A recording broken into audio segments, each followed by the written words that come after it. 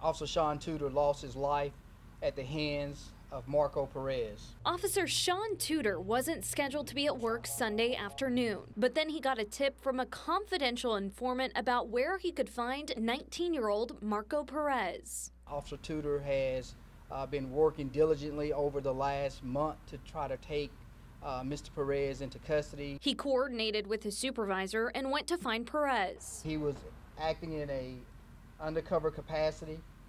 And as a result of that, Peach Place Inn, we could not have driven a marked unit into that area and able to get, make contact with the individual. Officer Tuder was alone at the time, but backup was on the way. He was not wearing a bulletproof vest or a body camera. Officer Tuder was in his car when police say Perez rushed towards him. Tuder identified himself as an officer, and then the struggle began. At some point,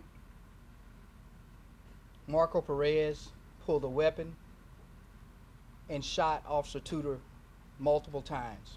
Police say Officer Tuder never had the opportunity to fire a shot. He did at one point have his weapon unholstered, and then he reholstered his weapon because of the physical contact that took place. And at this point, we don't know if he ever redrew his weapon.